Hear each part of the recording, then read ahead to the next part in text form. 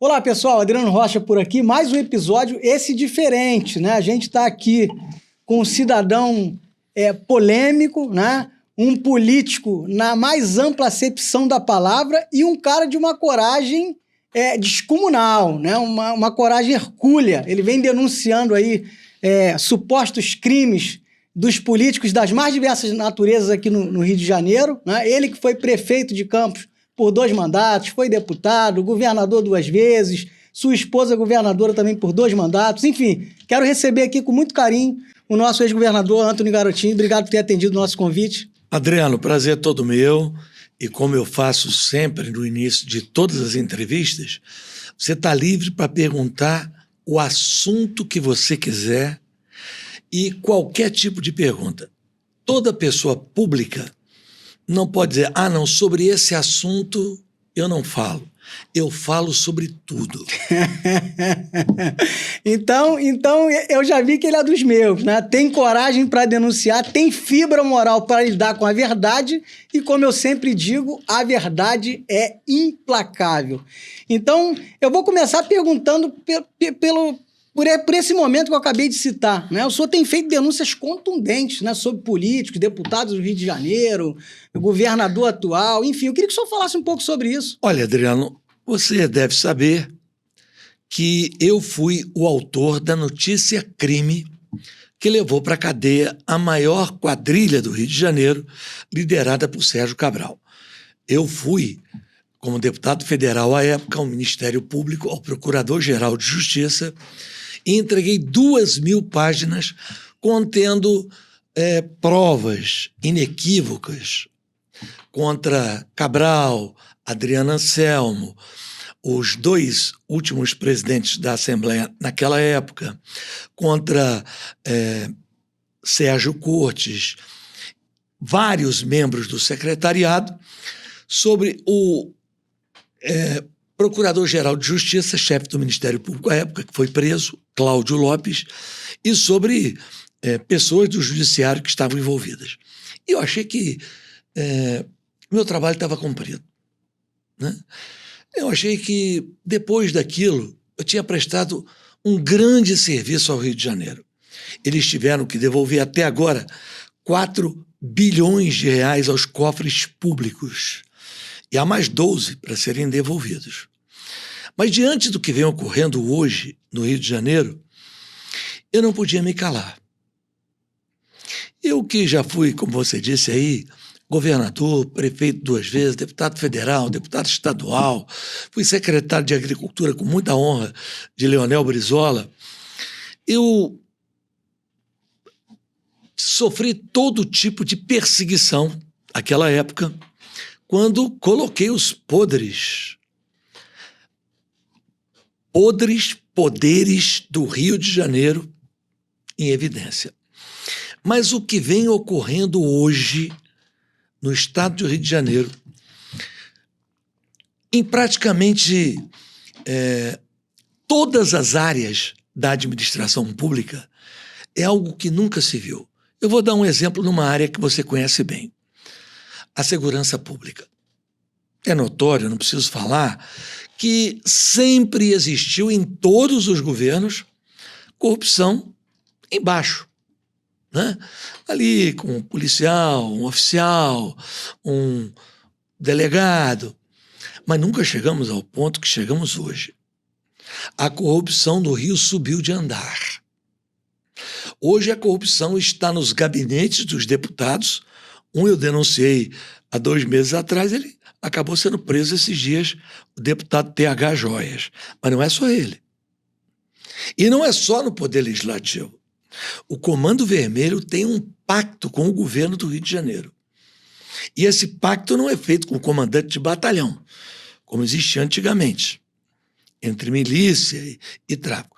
Hoje é feito nas altas escalas de secretários e, para minha surpresa, eu diria até o próprio executivo em si. Chegamos a um ponto de degradação política que qualquer cidadão que tenha um mínimo de sentimento por esse Estado não tem como não se indignar. O Estado está podre. Corrupção em todas as secretarias e o crime tomando conta. Eu coloquei na minha página no Instagram, ontem, uma aberração que aconteceu nessa semana em Itapiruna. Um delegado de polícia, ele é notificado que membros do 3º Comando haviam feito lá uma covardia com uma pessoa da família de um traficante do Comando Vermelho. Então ele acionou a Polícia Militar e, com os seus próprios investigadores da delegacia de Itapiruna, agiram, prenderam os membros, mas antes dele prender, o Comando Vermelho disse o seguinte: olha, vá na casa da família desses membros aqui do 3º Comando e mate os dois. Os dois que fizeram, meio-dia e meia-noite, o nome deles, os bandidos. Uhum. E assim foi feito. Mas só que ao chegar lá, os bandidos não estavam lá, mas estava a mãe, uma criança e o pai. Eles puxaram para fora, ligaram e disseram: então mata quem está aí. E mataram. O delegado, então, fez a tal busca que eu estava falando, prendeu os criminosos e deu uma entrevista polêmica na TV Record, dizendo que os criminosos, um deles, mandante do crime, era assessor de um vereador na cidade de Itapiruna. Senta na Câmara de Vereadores. 20 minutos depois ele recebe um telefonema de alguém do Rio, dizendo: ou você desdiz o que você disse, ou você será transferido daí e vai perder a titularidade. E não é que o delegado Desdisse. desdisse, ou assim, não, eu me equivoquei, o rapaz é assessor informal do vereador. Ele ajuda o vereador. Só que esse vereador, eu mostrei na minha página, ele é cabo eleitoral de Rodrigo Bacelar, presidente da Assembleia do Rio de Janeiro, que nomeou postos importantes na Polícia Civil do Estado do Rio de Janeiro. Aparece o Rodrigo Bacelar dizendo: eu quero prestar aqui a minha homenagem, neste momento que eu estou visitando o município, ao vereador fulano de tal, meu amigo, que me acompanha desde a minha primeira candidatura. Alguém ligou para ele, o delegado. A cidade de Itapiruna assistiu a uma cena de horror, que foi a morte dessa família, e depois uma cena de humor. Um delegado sentado ao lado de um vereador que a cidade inteira sabe que tem ligação com o tráfico. Mas porque tem padrinhos poderosos na política do Rio de Janeiro, o delegado teve que desdizer aquilo que ele tinha feito. Como é que uma polícia pode trabalhar assim? Complicado. Então é isso. Eu acho que eu nunca vi, nesses mais de 40 anos de política, eu tenho 65, mas comecei a militar muito jovem, ainda na clandestinidade, lutando pelas diretas, lutando pela anistia, lutando para que o Brasil voltasse, né, a um regime democrático. Eu nunca vi uma situação como essa. Mas, garotinho, os escândalos do governo Cabral, verdade, Cabral roubou muito. Ficou, e ainda está, bilionário. Não devolveu tudo. Mas havia o seguinte: naquele momento, o Rio estava recebendo Olimpíada, Copa do Mundo. Então, proporcionalmente, este governo que está aqui, do Rio de Janeiro, do senhor Cláudio Castro, nesta aliança que agora, por esses dias, está um pouco tumultuada, dele, com o senhor Rodrigo Bacelar, estão praticando os atos mais vergonhosos da história do Rio de Janeiro. E partindo desse pressuposto, né, que o senhor está falando aí de uma corrupção sistêmica jamais vista, né? O senhor citou aí até depois do governo Cabral, que foi uma vergonha nacional. O senhor, com a sua experiência política, né?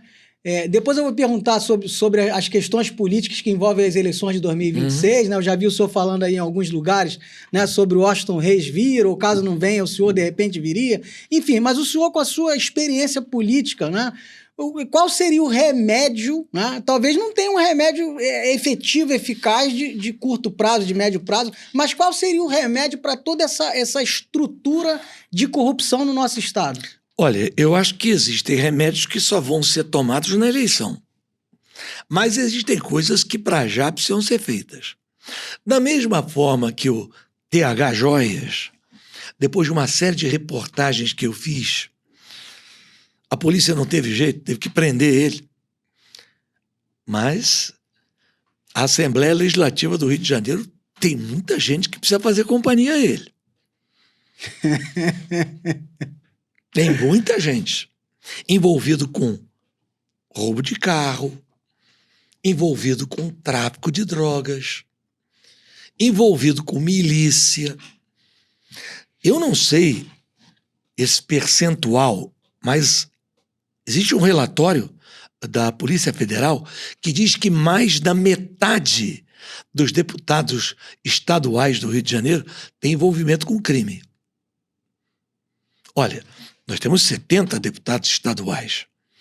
Se o relatório da Polícia Federal estiver certo, são mais de 35 deputados envolvidos com crime, com a milícia e com o tráfico de drogas. Isso não pode continuar. Então, eu acho que a Polícia Federal tem que agir para limpar agora. E na eleição, o povo ter consciência de eleger representantes que queiram representar o povo.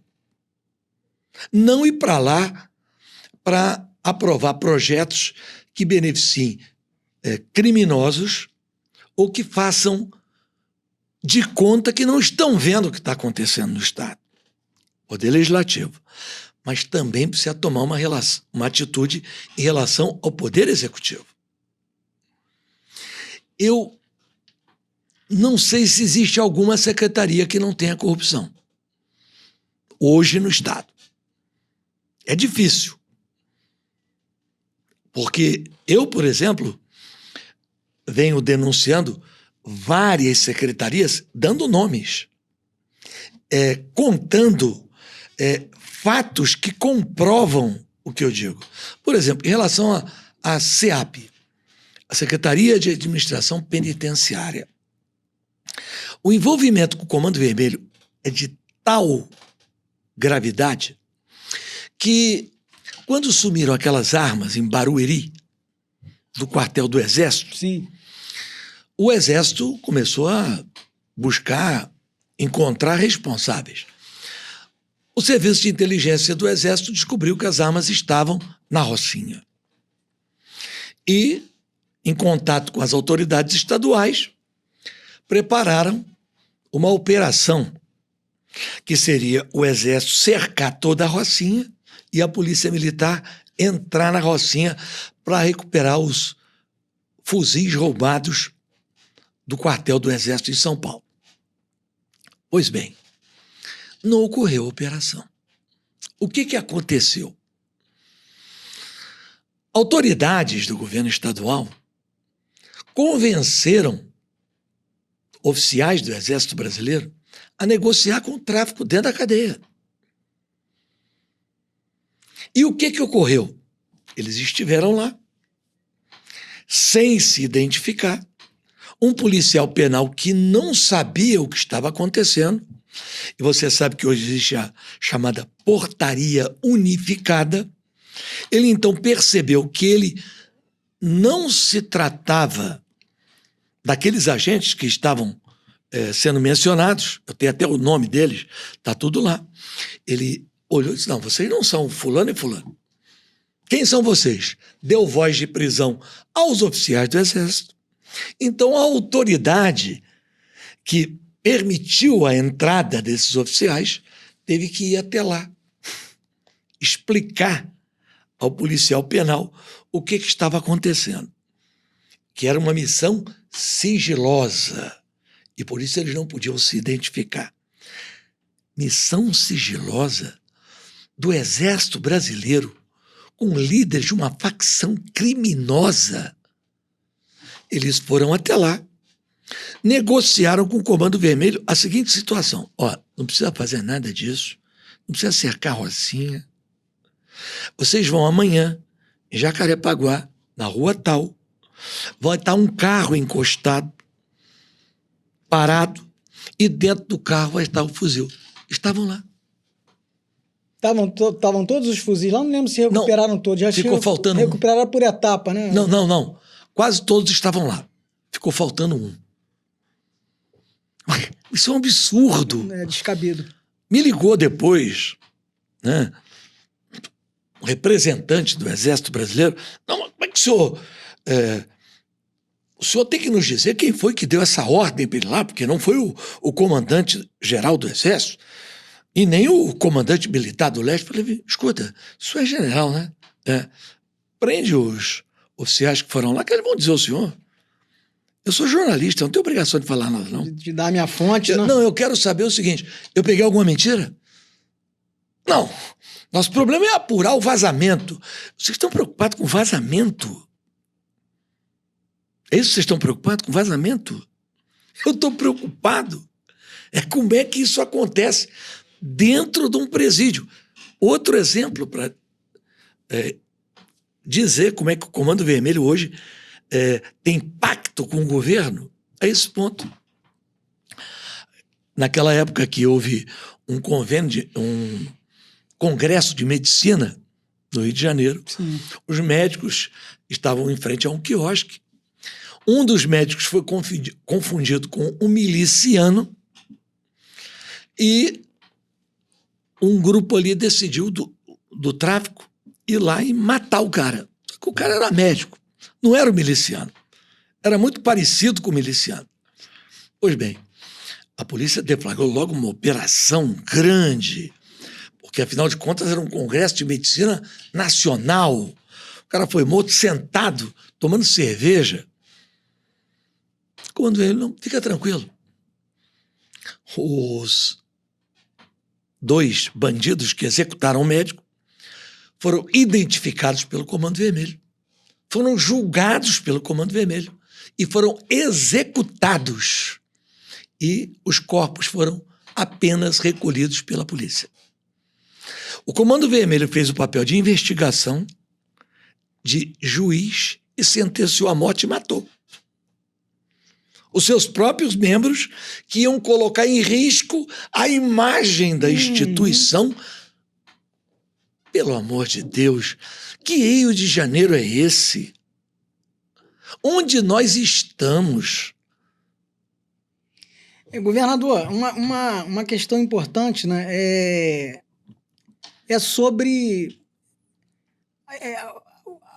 essa corrupção sistêmica, né? Como mudar isso, né? O que o senhor entende pode produzir essa mudança efetiva, né? Olha, vamos tratar por área, porque você tem que ter uma autoridade que tenha tamanho moral para tomar atitudes que tem que tomar.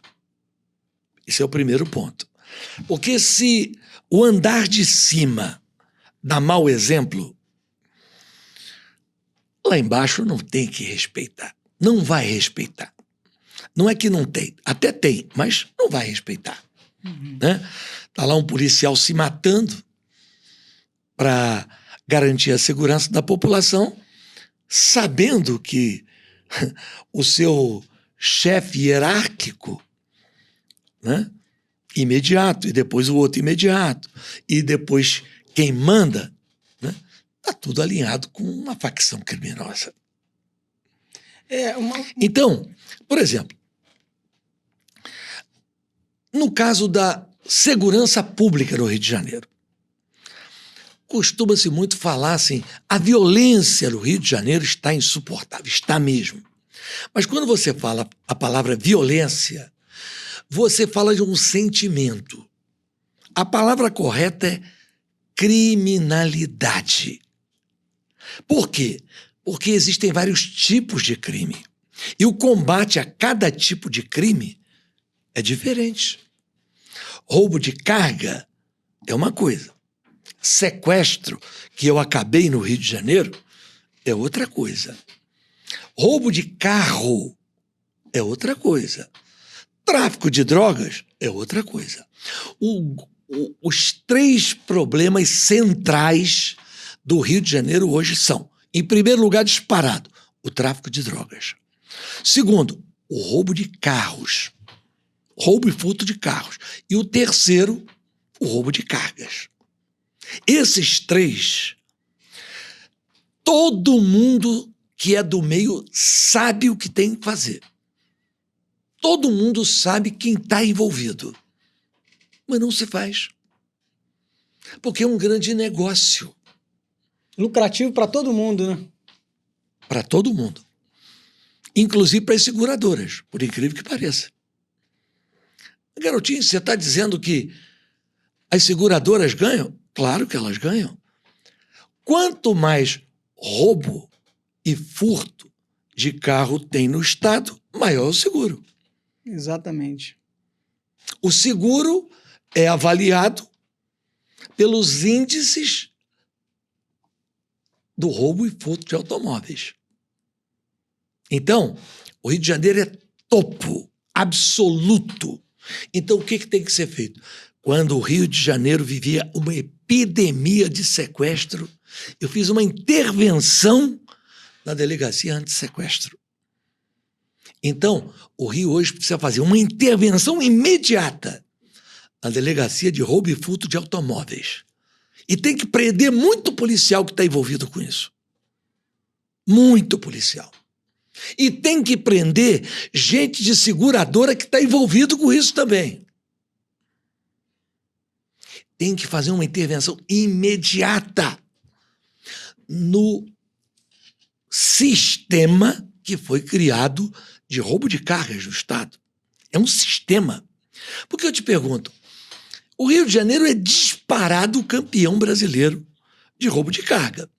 Mas o cidadão que rouba a carga, ele vende para quem? Alguém está comprando essa carga. Tem um destino certo, né? Sim.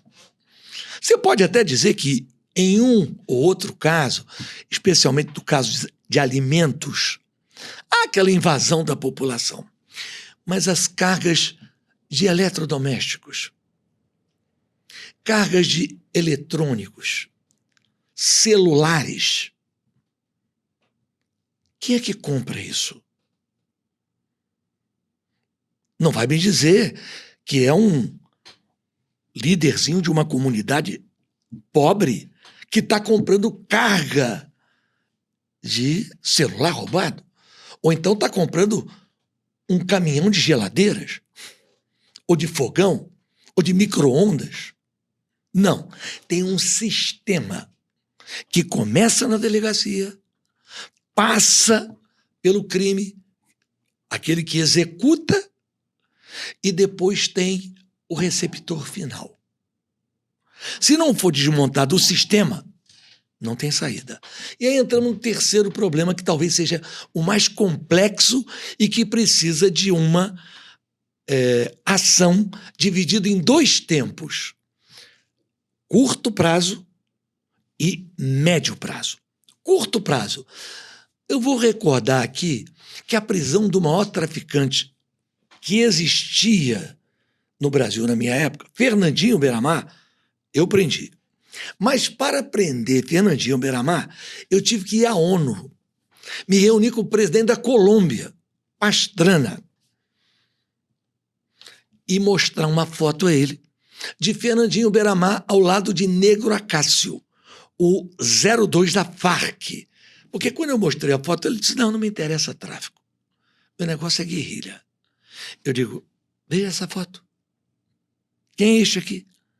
É Acácio. Do lado do Fernandinho. Era uma foto. Quando nós tentamos prender Fernandinho Beiramar, em Pedro Juan Cabaleiro, ele fugiu num aviãozinho dele e foi para a Colômbia. E ficou lá. Até que nós conseguimos prendê-lo. Foi uma novela, né? Mas depois que eu me encontrei com o presidente e ele começou a colaborar comigo, nós conseguimos prender Fernandinho Beiramar e todo o alto comando do Comando Vermelho. Todo. Matemático, todos eles. Marcelinho Niterói, os grandes cabeças do Comando Vermelho. Bem, hoje, 95% das drogas produzidas estão em 5 países em volta do Brasil. Elas vêm da Colômbia, da Bolívia, do Equador, do Peru e do Paraguai. E agora, mais recentemente, começou na Venezuela. Embora a Venezuela tenha vendido muita droga. Eles não têm grandes plantações de cocaína como esses países. Não é um grande produtor. Hoje tem um cartel venezuelano com envolvimento de autoridades do país que vende muita droga, né? Então, qual deveria ser o papel do presidente brasileiro, dos governadores brasileiros que estão gastando fortunas para combater o tráfico de drogas e dos outros países? Porque dessa droga toda que passa por dentro do Brasil, só 20% ficam no mercado interno. O restante vai todo para a Europa, Estados Unidos e Ásia. Então o governo americano quer combater traficantes? O governo europeu quer combater o tráfico? Sente com os presidentes dos produtores. Faça um conselho e o Brasil, como o maior país desta região, deveria exercer um papel de liderança na região, junto a esses outros países que são o destino final, para bloquear a produção de cocaína. Maconha é Paraguai. A maconha é até mais fácil de ser controlada do que a cocaína. Bom, isto feito um planejamento que seria liderado pelo Brasil, porque é a maior potência econômica, é a maior potência militar, tem a maior capacidade de investigação da região, com o apoio do Serviço de Inteligência dos Estados Unidos, com o Serviço de Inteligência da Europa, da zona do euro e desses outros países, eliminaria o problema. A curto prazo diminuiria muito, mas acabaria? Não. Não acaba porque a droga, ela exerce a mesma lógica do comércio. Enquanto houver demanda, vai haver oferta. Se tem gente querendo consumir, vai ter gente querendo produzir e vender. Então, 2 grandes cientistas, um da Universidade de Cambridge e o outro da Universidade de Harvard, fizeram uma pergunta a eles mesmos e à universidade. Por que cada vez mais pessoas no mundo estão usando mais droga? E eles não encontraram resposta. Então, resolveram pesquisar, como cientistas que são, durante 10 anos, o que, de fato, a droga criava dentro do cidadão que usa. Então, eles descobriram que os mesmos hormônios que ativam os neurotransmissores, que provocam alegria, tristeza, euforia, que são a adrenalina, a dopamina, a serotonina, o cortisol. A droga produz isso, mas o seu organismo, se fizer esporte de rendimento, também produz. Exatamente. Então, se os países adotassem uma política que, a partir dos 6 anos, os jovens tivessem que praticar esporte de rendimento. Não é jogar uma peladinha, não, tá? É corrida, tipo MMA, futebol americano. Exercício mesmo que produza no organismo a sensação de prazer, de euforia, de relaxamento, de alegria. E a própria adrenalina. Uhum. Né? Dentro de 10 anos, você não teria mais o grande mercado da droga, que vem de uma população mundial sedentária, de uma população mundial angustiada, porque não encontra resposta para uma série de questões civilizatórias que as pessoas não compreendem. Há um certo grau de ceticismo, por exemplo, da Europa em relação à religião. Eu, por exemplo, sou formado em teologia. A Europa ficou cética. Muitas igrejas na Inglaterra viraram bar. Ou seja, eles estão desacreditando de tudo. E também esse consumismo desenfreado. As pessoas antigamente consumiam e viviam. Hoje elas vivem para consumir. Chegou num estado deplorável. Deplorável. A situação está crítica. O garoto não quer mais um celular. Ele quer o que vai sair. O novo. E nós temos uma geração que, ao invés de ter, como era no passado, formação, ela tem muita informação e acaba não aprendendo nada. Ela tem muita informação, mas não tem formação. Vai conversar com o garoto, ele sabe um pouco de tudo e no final não sabe nada. Verdade. Eu sei que está acontecendo um negócio aí, mas eu não sei bem o que é, não. Antigamente as pessoas tinham formação. Eu, por exemplo, muito jovem, ingressei no movimento de esquerda, depois eu me converti em 94, né, e abandonei aqueles pensamentos radicais que moldaram, né, a minha formação política, mas as pessoas estudavam, liam, mesmo que equivocadamente, né, mas eram pessoas formadas. Hoje em dia, às vezes ficam espantados alguns estudiosos com o crescimento do evangélico no Brasil. O crescimento do evangélico no Brasil é porque a igreja evangélica forma.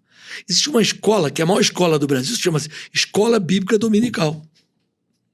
Todo domingo está lá, né? Todo domingo está lá formando pessoas. Então, as pessoas precisam refletir um pouco mais. Né?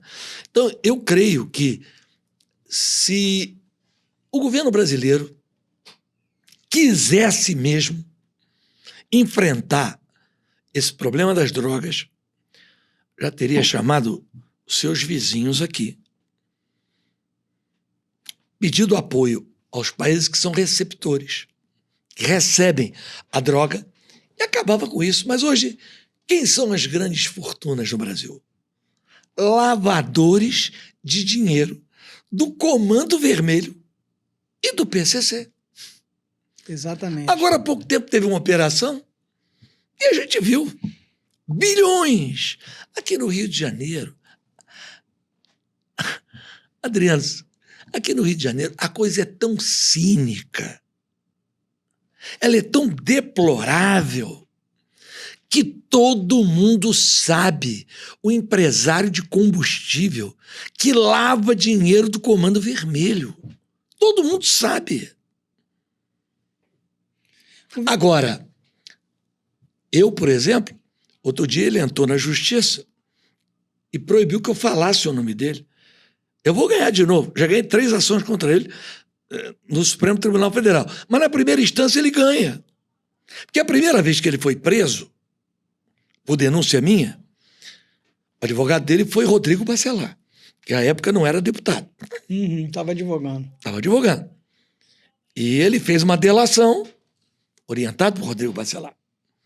Ele foi um dos grandes contribuintes da campanha do governador Cláudio Castro.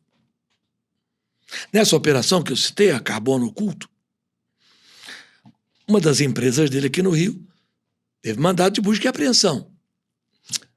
Mas ele parece que é intocável. Todo mundo do meio sabe. Os empresários honestos do setor de combustível sabem. Mas todo mundo tem medo. Por quê?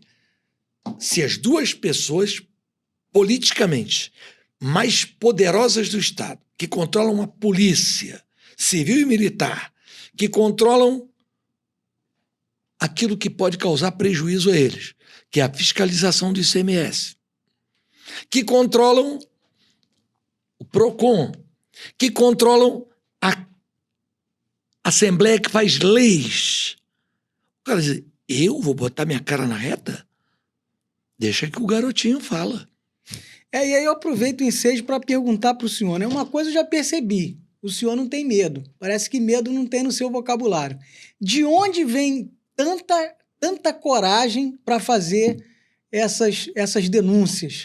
Olha, eu, graças a Deus, construí uma rede de relacionamentos com setores que trabalham com informação muito grande. Pouca gente sabe tudo que eu sei, né? De todos os setores. E, graças a Deus, eu não tenho medo de morrer. A coragem vem de você não ter medo de morrer. Eu conto sempre um episódio que, poucos dias antes de eu dar entrada ao Procurador-Geral da República, na denúncia com mais de 2.000 páginas contra Sérgio Cabral e a sua quadrilha, o deputado Pisciani me telefonou. Garotinho, você vai fazer isso mesmo? Eu falei, vou. Já está tudo pronto. Certo, eu já soube que está pronto. Mas você aceitaria conversar, pelo menos, com o Cabral? Eu falei, olha, converso. Qual é o problema? Pode ser na minha casa? Pode. Ele tinha uma casa aqui na Barra. Né? Você não morava numa mansão aqui na Barra? Então, venha para minha casa. Cheguei na casa dele. Ele telefonou para Sérgio Cabral. Meia hora depois, um helicóptero desceu lá no condomínio. E o Cabral veio com aquela cara cínica, né, dele. Tudo bem? Aquele fanfarrão. Né? Aí eu pensei, olha, o negócio é sério, hein? O garotinho vai explodir tudo e eu tô com medo de sobrar para mim. E vai sobrar para o seu grupo todo. Vai nada. Ó, Luciane, preste atenção. Eu tenho, meu secretário de segurança é o Beltrame, é um homem da Federal. Sabe tudo. Bloqueia tudo para mim. Só que ele deu entrada lá em cima. Ele não deu entrada aqui na Polícia Federal, deu na Procuradoria-Geral da República. Não dá nada. O Ministério Público aqui está comigo. Ministério Público Estadual. Claro, ele pagava uma mesada ao procurador Cláudio Lopes, que foi preso, de R$150 mil todo mês. Para não ter testemunha, o Cláudio Lopes recebia da mão dele, dentro do palácio. Para provar isso, tem que ter muito conhecimento, né? Sim. Então, aí ele rindo para mim disse assim, daqui, ó, Assembleia está na tua mão, Pisciano, não é? Eu controlo, tem um deputado, não, tudo vai ter CPI. Federal na minha mão, civil está comigo também. Vamos fazer o que contra a gente? Aí virou para mim e falou assim, escuta, rapaz, tu não tem medo de morrer, não? Eu falei, não, Cabral, sabe por quê? Porque eu sei para onde eu vou. Quem deve se preocupar é você. Cara dele. Quer dizer que você já sabe que vai para o céu. Fez um acordo com Deus também, né? Não, eu não disse isso. Você que está deduzindo. Né?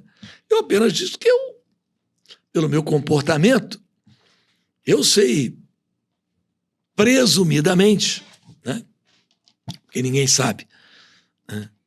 Deus conhece o coração e a mente da pessoa.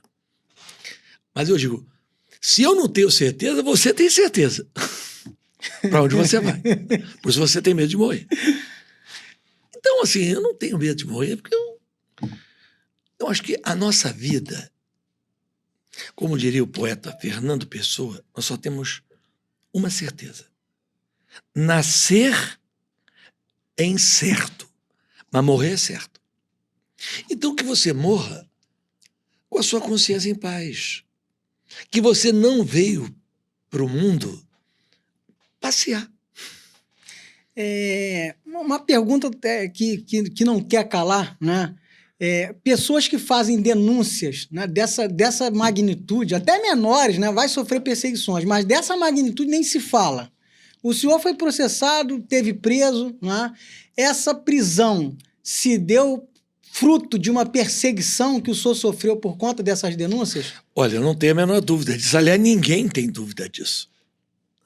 Porque, só para você ter noção, eu fui preso um dia antes do Sérgio Cabral ser preso. Como eu já sabia que ele ia ser preso no dia seguinte,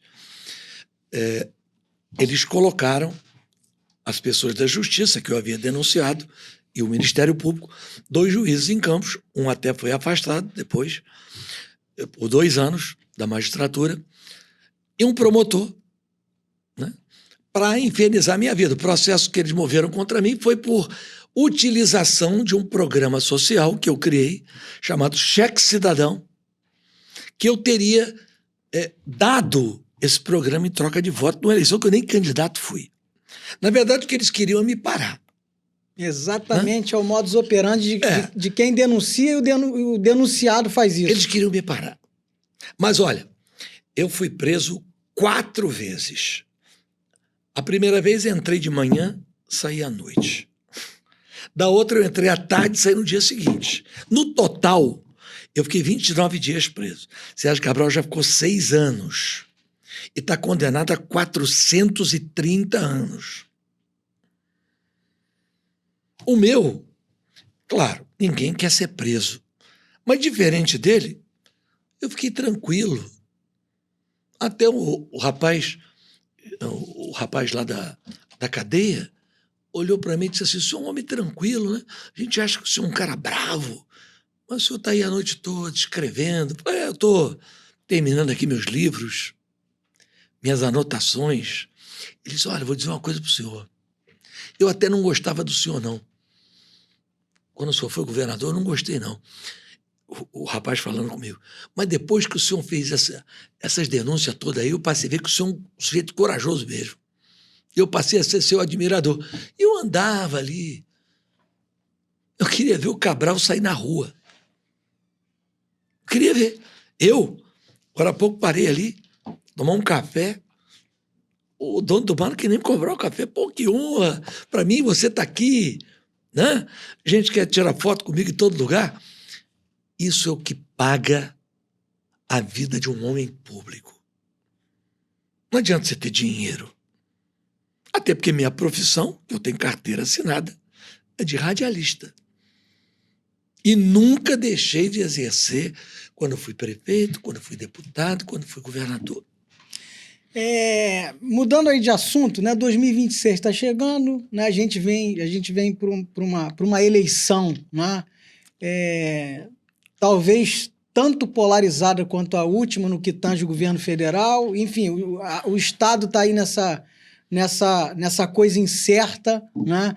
O senhor já disse que eu já ouvi o senhor falar, né? Uhum. Se o Washington Reis não ficar elegível, não puder vir candidato, não vier, o senhor de repente vai vir. O que o senhor traça aí de... Olha, o cenário do Rio de Janeiro é mais imprevisível do que o cenário nacional. Porque veja a variedade de cenários no Rio de Janeiro. Primeiro cenário, que é provável que aconteça, tem julgamento do caso Seperge, aquele escândalo daquela roubalheira que ocorreu no Rio de Janeiro, agora em outubro, no TSE. Vamos imaginar que o TSE casse o mandato de Cláudio Castro e Rodrigo Bacelar. Eleição direta. Assume o presidente do Tribunal de Justiça e ele tem até 90 dias para convocar uma eleição ainda esse ano. Então o senhor acha que ainda há uma possibilidade disso acontecer esse ano? Não, o julgamento é em outubro. Aqui foi 4-3, todo mundo sabe como foi. Eles vão ser condenados. Acho que no TSE, se ninguém pedir vista, estão condenados. Contratar mais de 27 mil pessoas que recebiam na boca do caixa. Pessoas que nem trabalhavam. 142 presos recebiam. Mais de 200 pessoas de outro estado. Do Rio Grande do Sul, de Minas Gerais. Loucura. Um absurdo total. Foram mais de 300 milhões de reais, dinheiro oriundo da privatização da SEDAI, que foi usado para pagar cabos eleitorais e para financiar outras sujeiras. Então, isso é um primeiro cenário. Mas vamos que eles não sejam caçados. Hoje nós estamos num impasse. Qual é o impasse? Rodrigo Bacelar se dizia candidato. Eu sempre disse, olha, gente, ele não vai ser candidato. Eu conheço essa família. Eu, por exemplo, nunca estive pessoalmente com o Rodrigo Bacelar, embora ele seja da minha cidade. Mas eu nunca estive com ele pessoalmente. Mas eu, quando era prefeito, a segunda vez em Campos, o pai dele, Marcos Bacelar, ele era vereador. E é idêntico. É o mesmo modo de chantagem, de patrimonialismo, de roubo do dinheiro público. Eu dizia, olha, se esse cara for presidente da Assembleia, vocês vão ver o que vai dar. Não deu outra. Então, vamos agora aos fatos. Ele já articulou a sua sobrevivência. Conseguiram uma liminar para o Graciosa retornar ao tribunal, abrindo uma vaga. Logo depois, o Graciosa vai se aposentar e abre uma vaga no Tribunal de Contas do Estado. Quem vai se candidatar? Rodrigo Bacelar. Quem é que vota para escolher o conselheiro? A Assembleia Legislativa.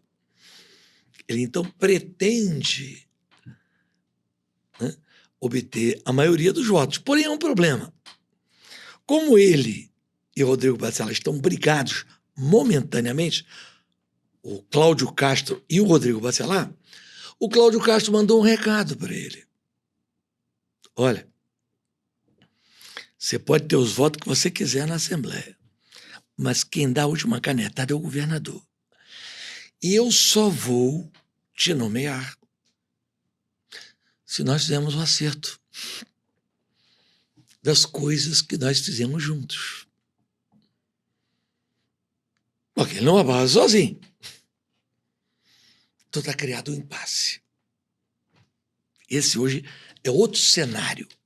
Mas vamos supor, né, que eles se entendam.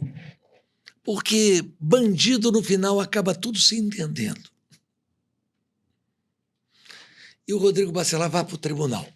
Garotinho, mas por que ele quer ir para o tribunal? Porque muda o foro dele. Se ele for conselheiro, o foro dele passa STJ. Ele, deputado, é órgão especial do Tribunal de Justiça. Ele sai da mira da Justiça do Rio de Janeiro e vai para o tribunal em Brasília. Bom, ele conseguiu ir para o tribunal. Foi. Bom, quem tem que assumir a presidência da Assembleia? A Assembleia não pode ficar sem presidente. Vai ter que se fazer uma eleição entre os deputados para escolher um novo presidente da Alerj.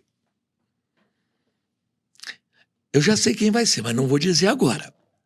Mas esse presidente só vai ficar ali por um tempo. Por quê?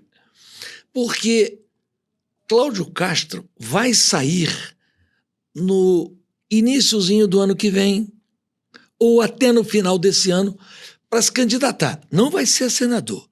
Ele vai olhar a pesquisa e vai ver quem não se elege. Mas ele vai sair do governo. E aí cria-se a seguinte situação. Não temos governador. Não temos vice, que já foi para o tribunal. Não temos presidente da Assembleia, que é um interino. Aí então vai ter uma eleição indireta para a escolha do novo governador. Porque se eles fossem afastados, a eleição seria direta. Porque é afastamento. Como é vacância, a eleição é indireta. Cláudio Castro já escolheu quem vai para lá. É o chefe da Casa Civil, doutor Nicola Michione. Vai ficar sentadinho ali para fazer a transição para o próximo governo. Então, o Rio de Janeiro, a coisa é tão descarada que ela se tornou imprevisível. Aí você pergunta, e quem virá do outro lado? Porque isso aí seria resolvendo hipoteticamente um lado da disputa. Não há nome. O PT não tem nome no Rio de Janeiro. E o Paes, o Eduardo Paes? Sim.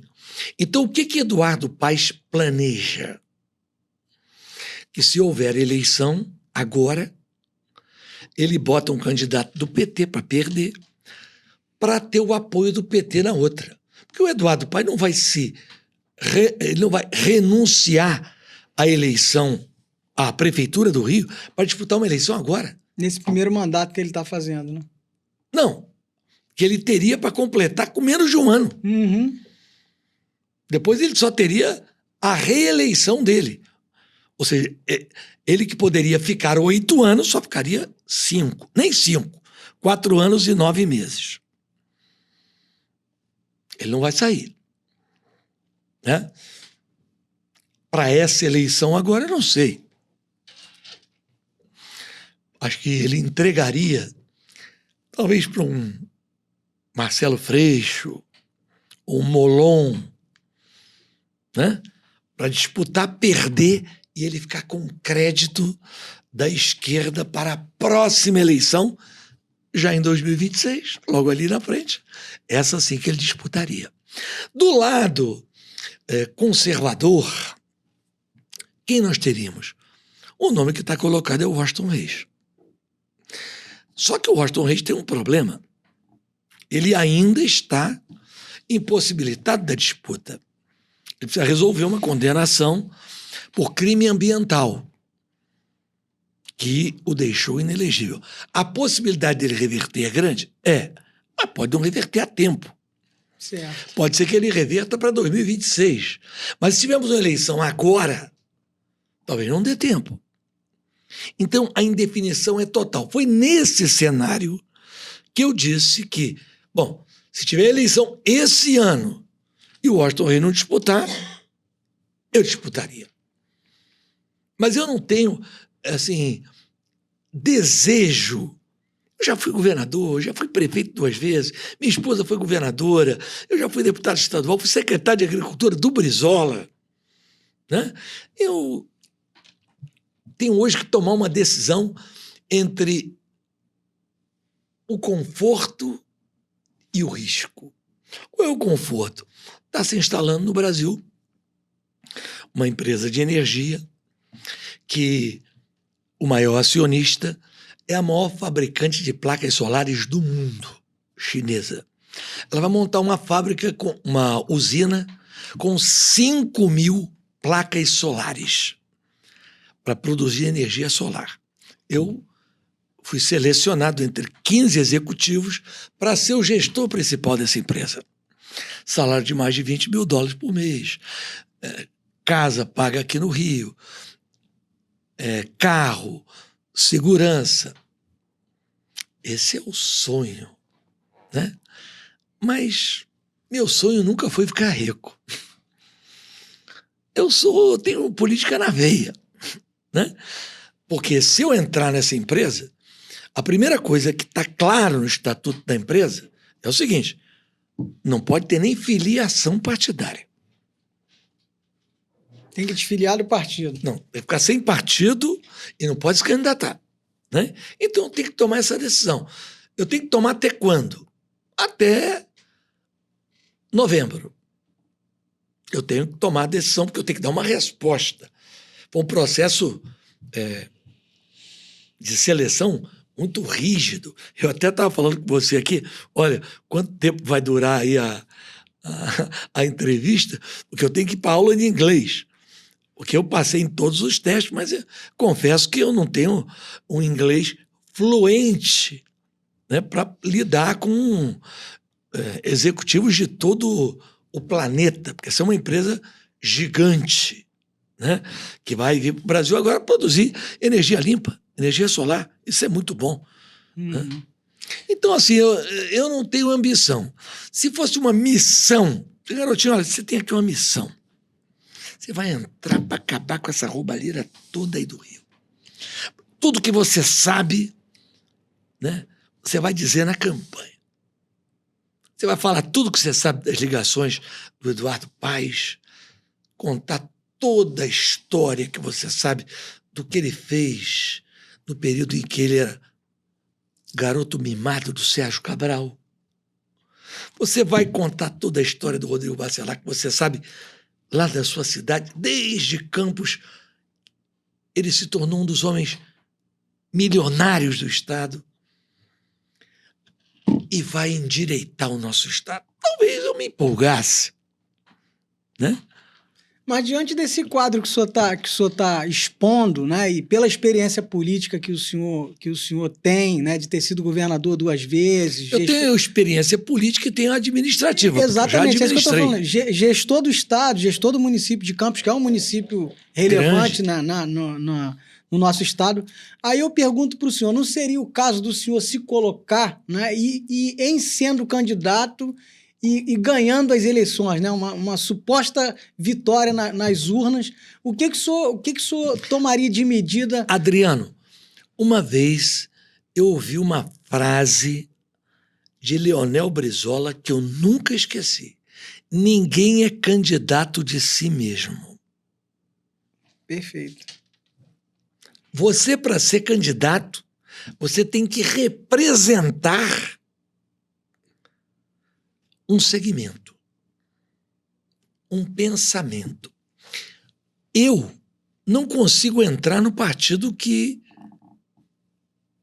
eu tenho no meu coração. Eu sou um trabalhista. Eu quero voltar para o PDT há anos. Antes de Brizola morrer, ele queria me entregar o partido. Uhum. Eu cometi o erro, né, de não ter voltado para o PDT. No dia que nós combinamos tudo, para ser no dia seguinte, o Brizola faleceu. Acabei trocando a roupa dele no Hospital São Lucas, lá em Copacabana. E o Lupe botou o partido embaixo do braço, não deixa o partido crescer, o partido vai minguando e fez do PDT um puxadinho do PT. O PDT foi um partido que foi definhando. Ainda existe residualmente no Rio Grande do Sul por causa de Juliana Brizola, neta de Leonel Brizola, e já não tem nada. Quem é um deputado federal do PDT do Rio de Janeiro? Já chegamos a ter 10 deputados do PDT aqui. Temos uma deputada, Marta Rocha, mas se elege mais por ela do que pelo partido em si. Pelo partido. Entendi. Uma outra questão, né? Eu sou um ferrenho defensor dos militares. Os militares estão sofrendo, né? Não apenas os militares das Forças Armadas, mas das Forças Auxiliares aqui no Rio de Janeiro, os nossos bravos bombeiros militares, os nossos policiais militares. Qual comparação o senhor poderia fazer, né, em relação a que o senhor fez pela segurança pública e especificamente pelos militares, né? Olha, e o que está acontecendo hoje em dia? Olha, os militares nunca foram submetidos a um regime de escravidão como tem hoje aqui no estado do Rio de Janeiro. E por que eu digo que é escravidão? Porque como o salário é baixo, aí o cara trabalha no horário dele, depois dá um raiz para ele fazer, depois ele vai fazer proex, depois ele ainda cai nesse negócio de ter que trabalhar fora. No bico, na segurança da lojinha, né? Aí sabe o que acontece? Você pega o número de militares mortos em serviço ou fora do serviço por arma de fogo e vê o número de suicídios de policiais militares. É o triplo. Sim. Mas por quê? Ele está com uma sobrecarga emocional tão grande, porque ele tem que trabalhar.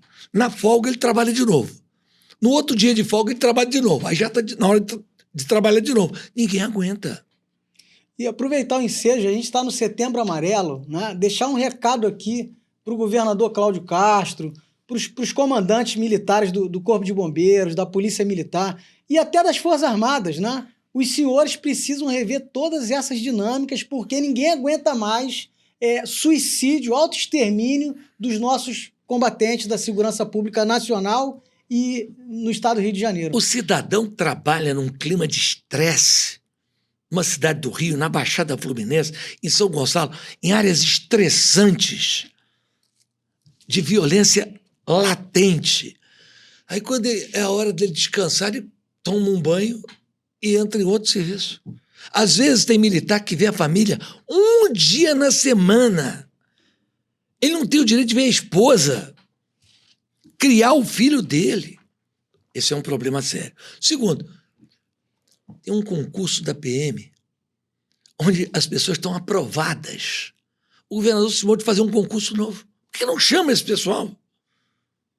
O governador não quer pagar a grana para os aposentados. Governador, um dia o senhor vai ser aposentado também. Tudo bem que você vai ficar milionário, mas pensa nas pessoas.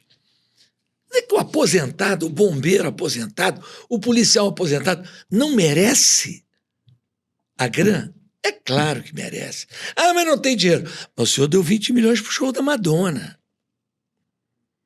O senhor deu dinheiro para a Liga das Escolas de Samba. Para isso tem dinheiro? O governante, a principal tarefa dele é definir prioridades. Nunca tem dinheiro para tudo. Não existe mesmo. Então ele tem que saber no que ele pode gastar e naquilo que ele não pode gastar. Se eu não posso pagar a grana, por que eu vou patrocinar a Madonna? Se eu não posso cumprir o parcelamento de salário que foi dado em 3 vezes, ele deu o reajuste em 3 vezes, só pagou a primeira parcela. Não pagou a outra. Nem a segunda, nem a terceira. Vem cá. Como é que o Estado pode estar fazendo essa farra? É farra mesmo, de gastos supérfluos que vem fazendo. O governador mandou um pacote de medidas entre aspas, que ele chama de segurança e de economia, onde, por exemplo, existe lá uma lei que eu apelidei de Lei Ricardo Magro. Ricardo Magro, para quem não sabe, é o maior sonegador de impostos do Rio de Janeiro. É o dono da refinaria de Manguinhos. O que diz essa lei? Ele cria um refis, um refinanciamento de devedores de ICMS, onde ele dá 100% de multa, 100% da mora e perdoa 95% do principal.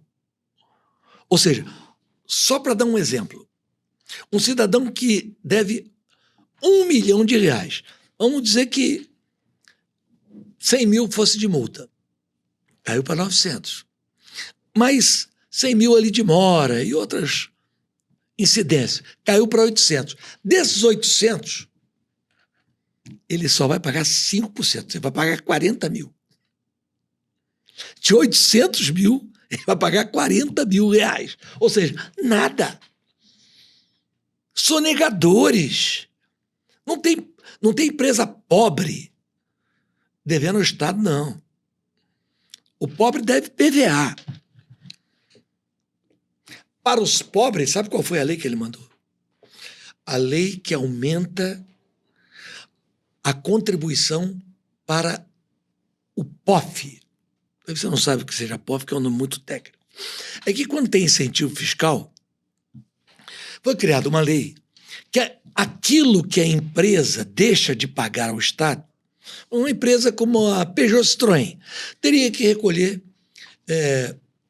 5 milhões por mês de ICMS. Como ela não recolhe os 5 milhões, porque ela tem incentivo fiscal, ela recolhe 10% do valor. 500 mil. Só que isso é estendido para bares, restaurantes, lanchonetes. Essas empresas não pagam ICMS, até porque você não tem como contabilizar isso tudo. Ele aumentou o valor da isenção de 10 para 30 da contribuição.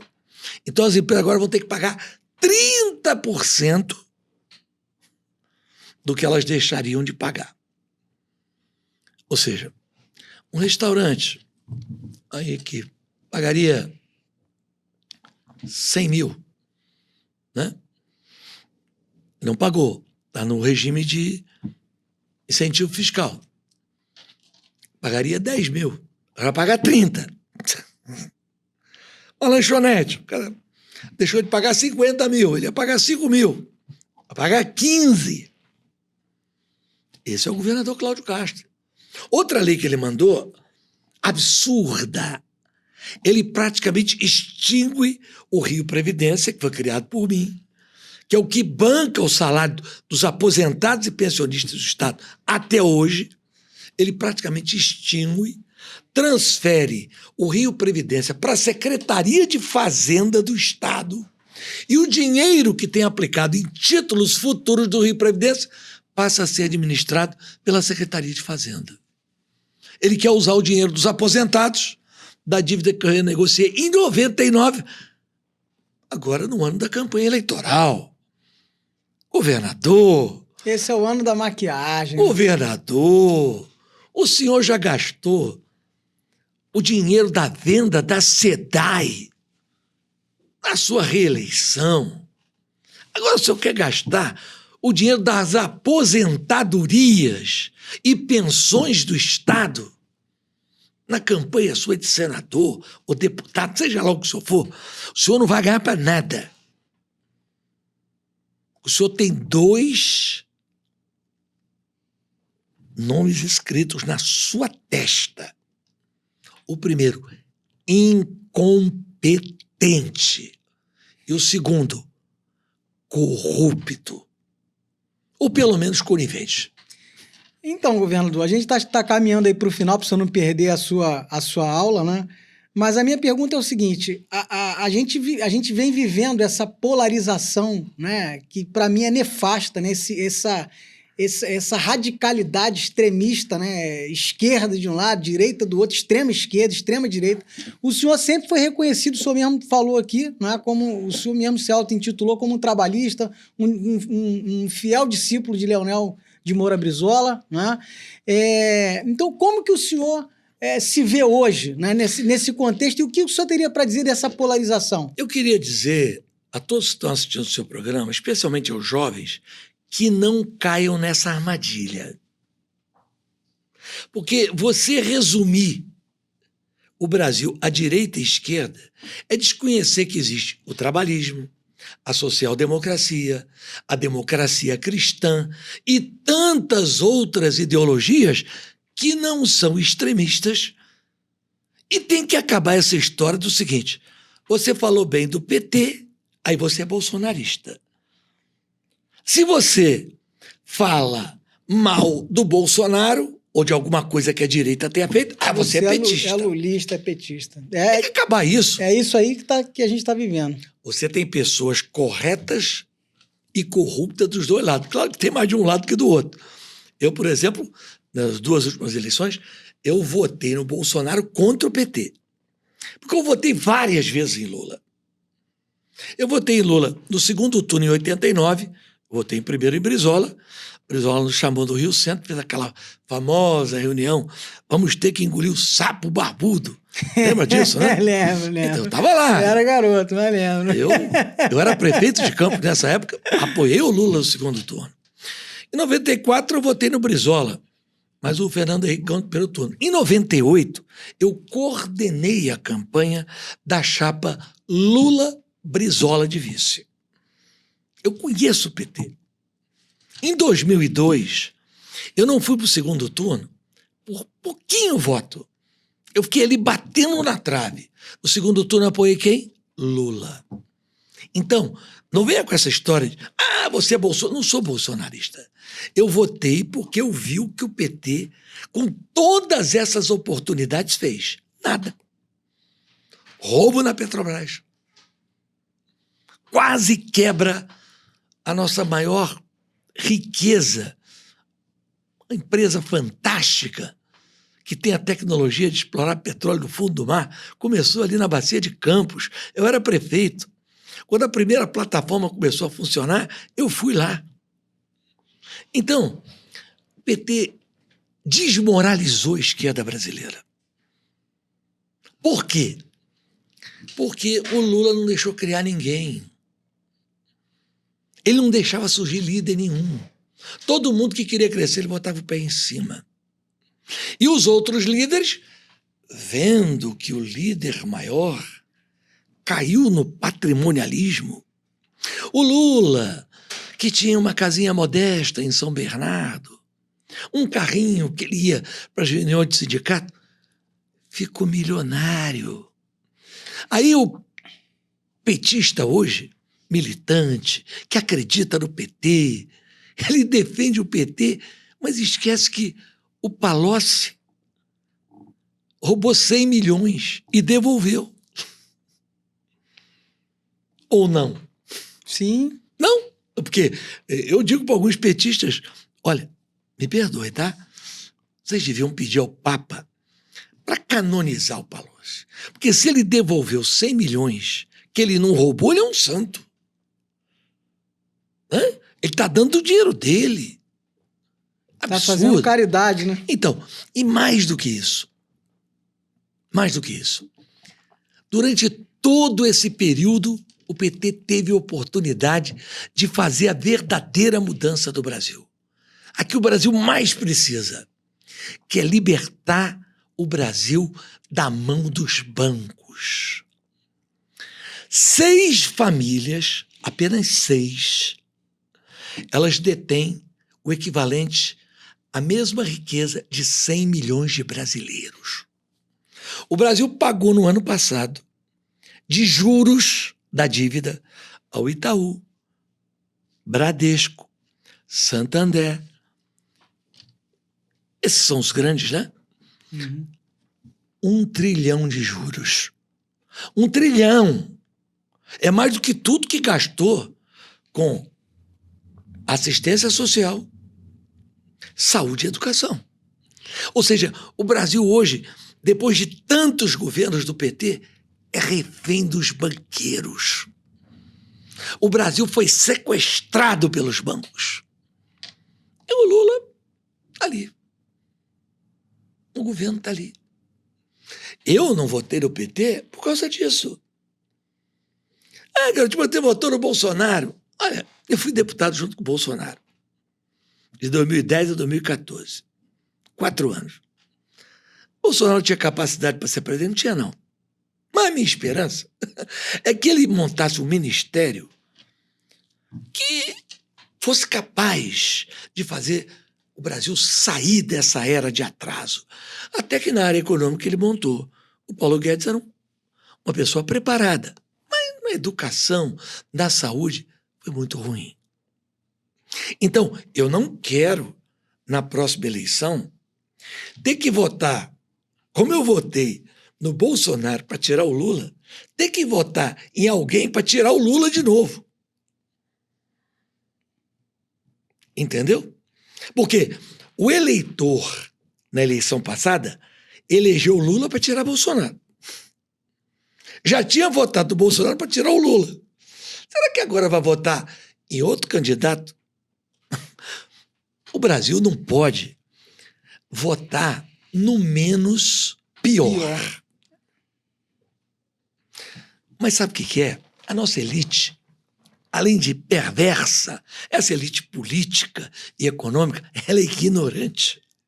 Eu estava vendo esse ministro da Economia, o Haddad, dando entrevista na Globo News. Ele dizia, não, porque o problema do café vai ter que ser resolvido. Porque o americano não vive sem café. Ele sabe que o melhor café que existe é o café brasileiro. Você acha que os Estados Unidos compram café para tomar café? O principal ingrediente dos medicamentos mais importantes fabricados nos Estados Unidos chama-se cafeína. Eles compram café para fazer cafeína. Cafeína tem na Coca-Cola, cafeína tem todos os estimulantes e tem todos os analgésicos. Você está com dor de cabeça, você toma sabe o quê? Neosaldina. Sabe qual é o componente dele? Cafeína. E você tem um primeiro-ministro, que ele é o ministro da Fazenda, mas é quase que um primeiro-ministro, que não sabe isso. O Brasil tem a maior reserva de potássio do planeta. Ninguém tem a reserva de potássio que o Brasil tem. Mas a dona Marina Silva acha que não pode mexer na floresta.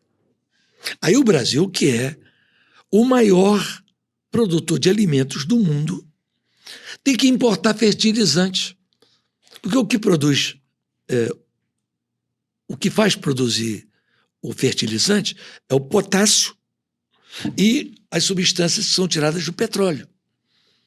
Mas o Brasil prefere importar um fertilizante. Outro dia eu fui numa lanchonete com um amigo meu, tomar um cafezinho, a filha dele estava com ele e falou assim, papai, eu posso pegar um chocolate belga?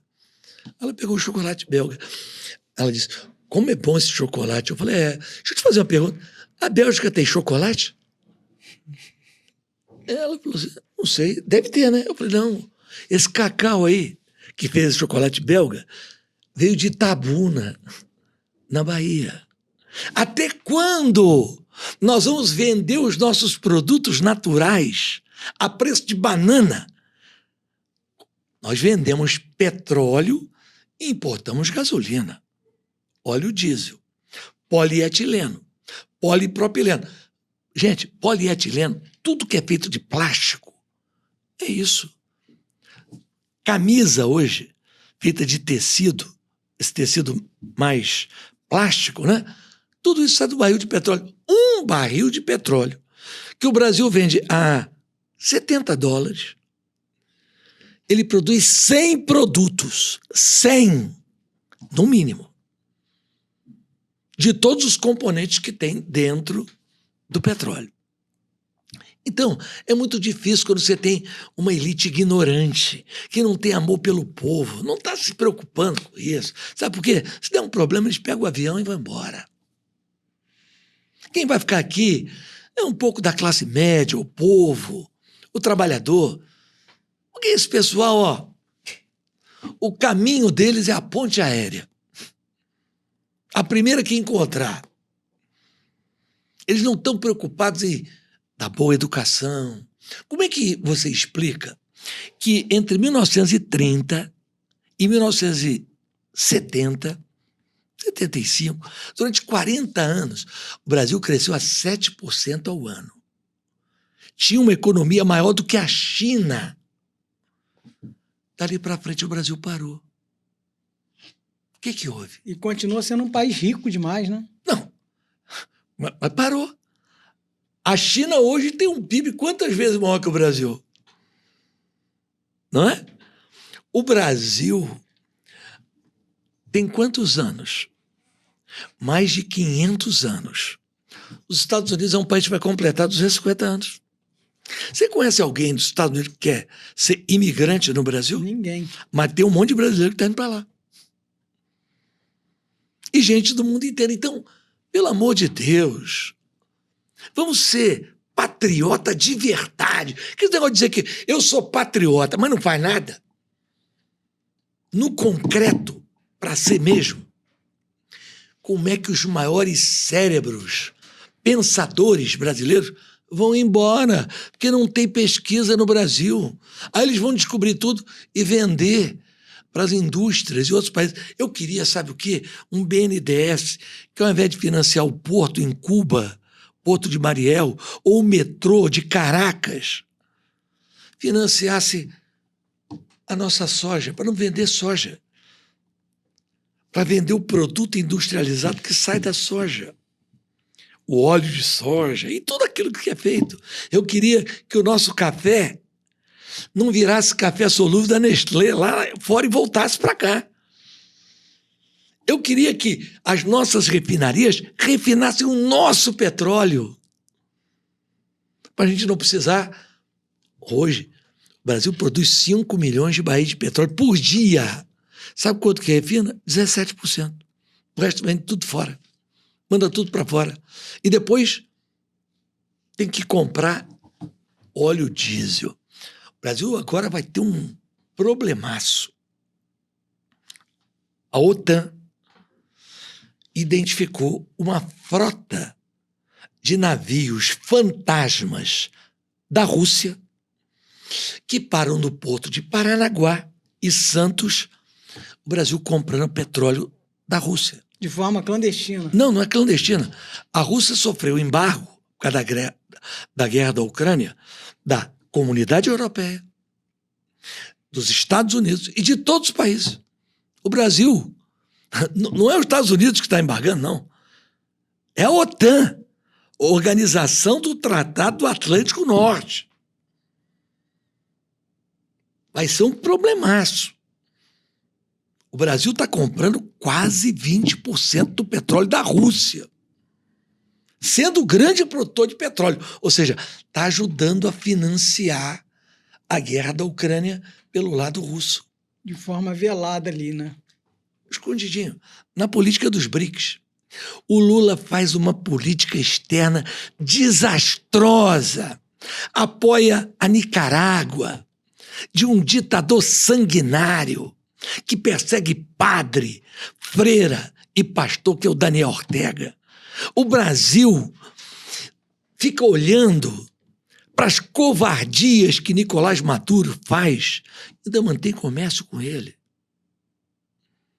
O Brasil está fazendo esse papelão em financiar a invasão da Rússia na Ucrânia. O Brasil deveria ter comércio com todos, mas ter uma postura e ser participante do clube dos países democráticos do mundo. Mas parece que o Lula não vê que o mundo mudou. Minha ficha começou a cair, eu mudei meu pensamento em 94, mas minha ficha caiu mesmo. Foi quando caiu o Muro de Berlim. Porque aquelas cenas foram muito impactantes para mim, porque não tinha ninguém querendo ir para o outro lado. Só tinha gente querendo ir para o lado de lá. É o mesmo que eu te falei aqui em relação ao cara. Os Estados Unidos é muito ruim, mas está todo mundo querendo ir para lá. Eu não estou vendo ninguém querendo sair de lá. E lá não tem salário mínimo. É hora trabalhada. Não tem SUS, não tem um monte de coisa, né? Aqui se criou uma acomodação. Eu sou considerado o pai dos programas sociais, e sou mesmo. Eu criei o Restaurante Popular, eu criei o Cheque Cidadão, eu criei o Programa de Erradicação do Trabalho Infantil, eu criei o Hotel Popular, eu criei Farmácia Popular, mas todos os programas sociais têm que ser transitórios. Não pode servir para o cara viver a vida inteira ali, senão o cara não quer trabalhar. É um tempo para o cara aprender a pescar e ir para dentro da pescaria. Não é verdade? Senão, o cara vai querer trabalhar para quê? Eu estava no Nordeste há pouco tempo. Tem uma amiga da minha igreja que tem uma casa lá em Serrambi, ali perto de Pô de Galinhas. Aí eu fui para lá. Aí fomos dar uma volta de lancha, fomos até Maragogi lá e tal. Aí o cara da lancha falou assim: estou te conhecendo. Eu trabalho na Globo. Ele falou: não, sua cara não é de artista, não. Eu tô brincando, eu sou o garotinho.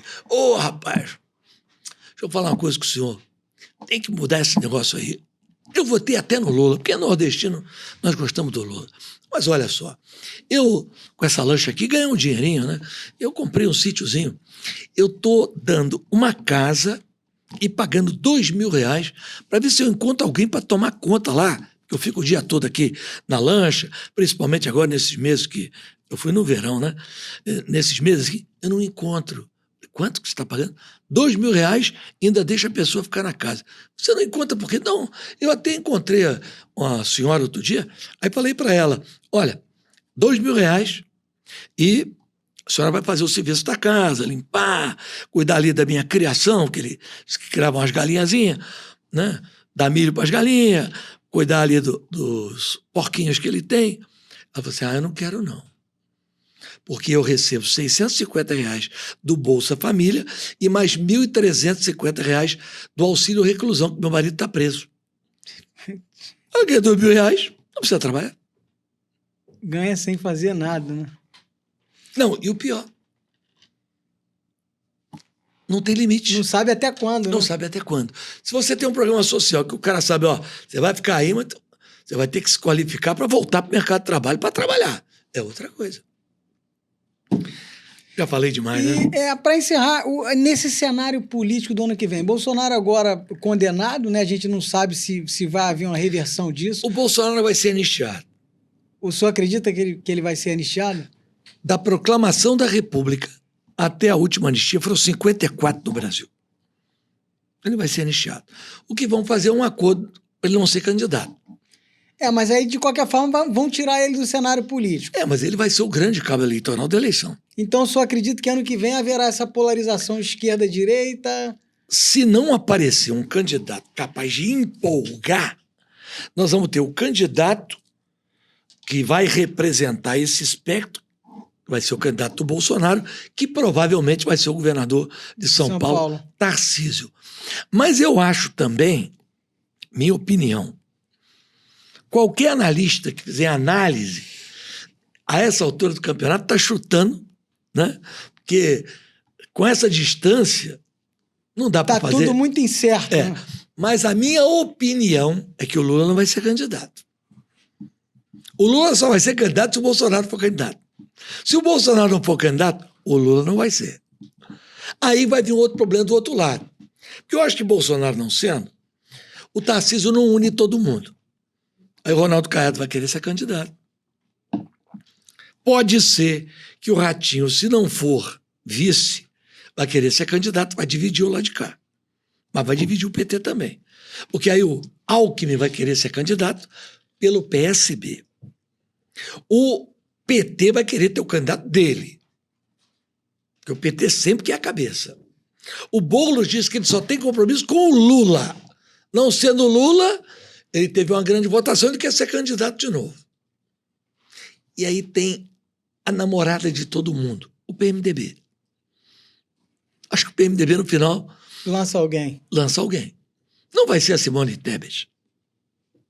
Quem está se preparando para ser candidato é o Helder Filho, né? O filho do Helder Barbalho Filho. Isso.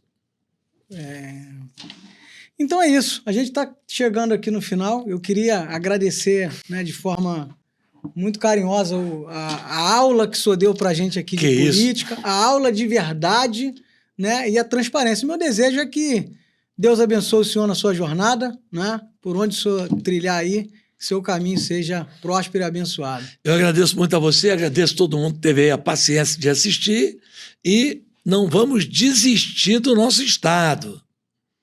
Porque quando eu vejo as pessoas reclamando do que está acontecendo, não esqueça que foi você que botou esse pessoal lá. É isso aí, pessoal. Então, até a próxima e vamos pensar no ano de 2026. Fiquem com Deus.